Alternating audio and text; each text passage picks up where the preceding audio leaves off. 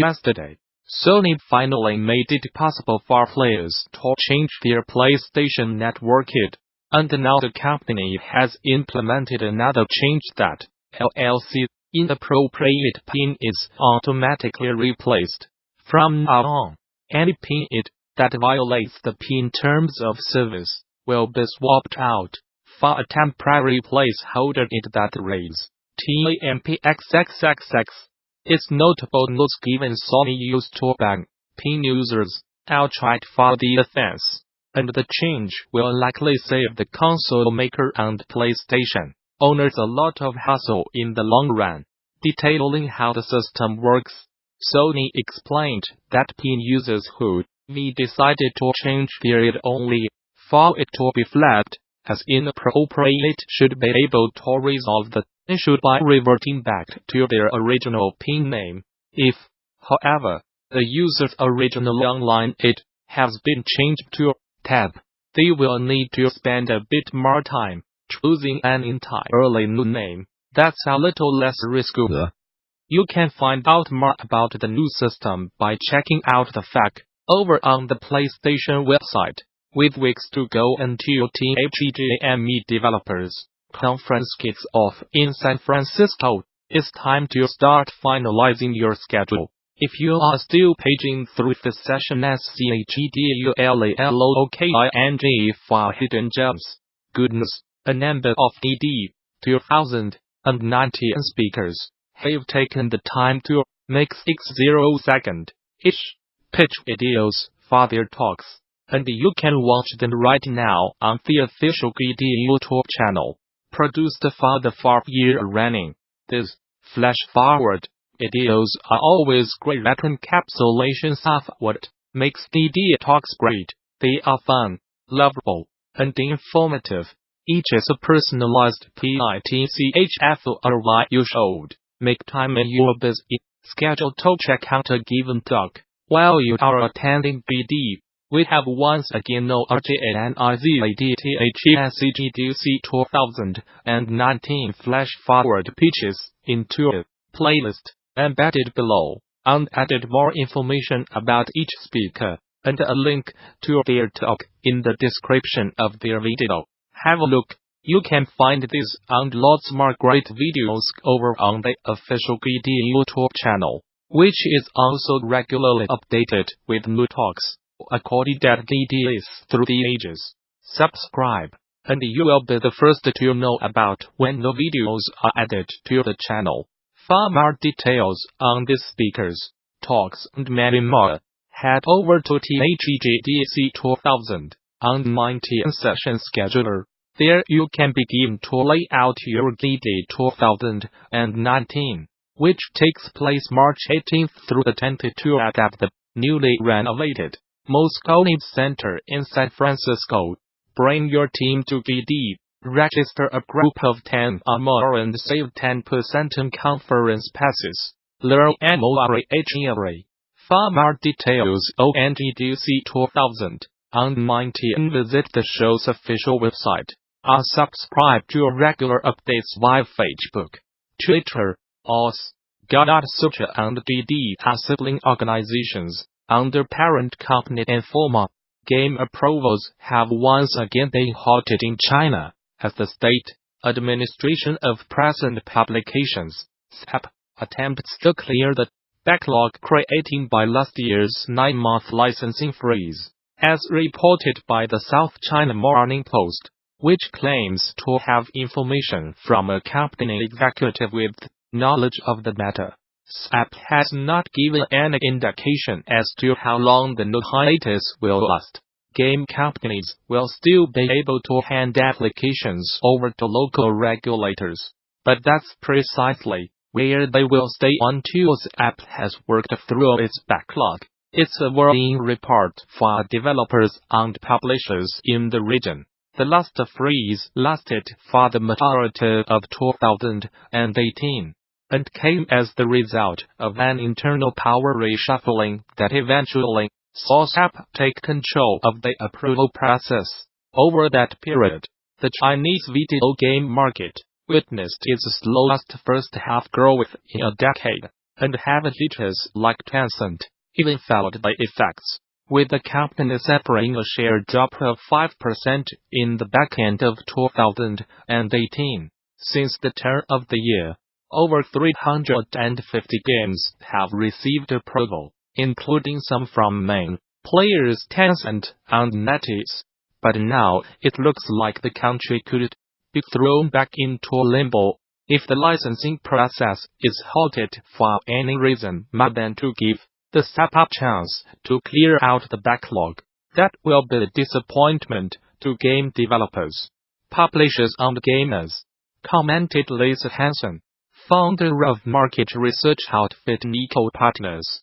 The new freeze could possibly hurt publisher earnings if they need to endure a prolonged wait for their return on investment in titles in their pipeline that they had anticipated to be released in China already in the near future. We are hopeful that this is a procedural holding and will soon be resolved. Discord is evolving how verified servers work to help game developers build stronger communities while giving them more agency when it comes to monetization. Starting today, devs can pay a small fee and receive access to star channels and news channels. Once approved, they will also receive a verified checkmark, vanity perks, and appear in server discovery. Discord claims the changes will help game makers better integrate commerce and community, and with that in mind, has also decided to give devs access to a more robust selection of analytics tools, as pictured below. We have learned that devs want to avoid the friction and cost of a traditional storefront by selling directly to their community. So, you can now create a sort channel within your server, where anyone can get your game, explained the company in a blog post.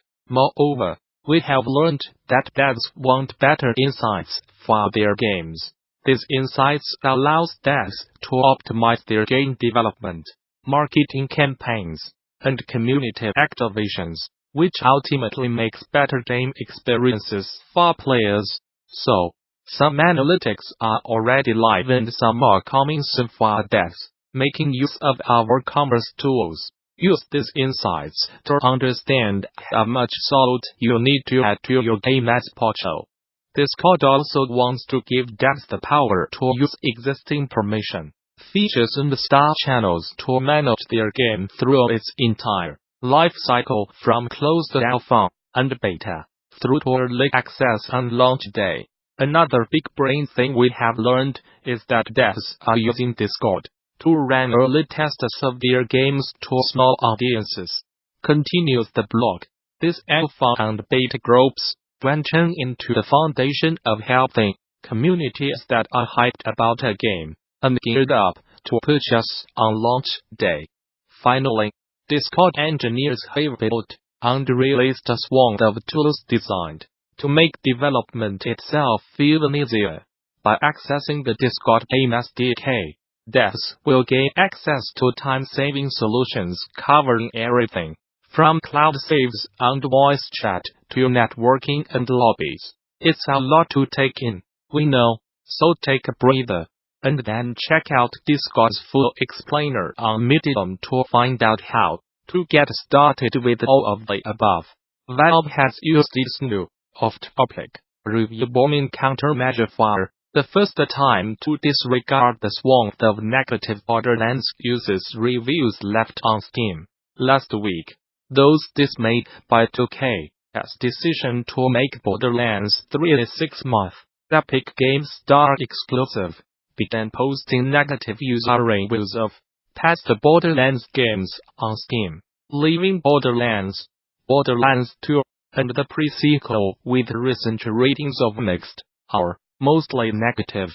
It was the first real test for Valve since it pledged to crush Steam review bombing by implementing a new, off-topic review system that would identify and disregard disingenuous feedback, helping preserve the original scores of affected games. Although it took a while for the company to act, Valve has now marked user reviews for all 3 games posted between April 3rd and April 8th as off-topic for being largely unrelated to the likelihood that you would enjoy the product.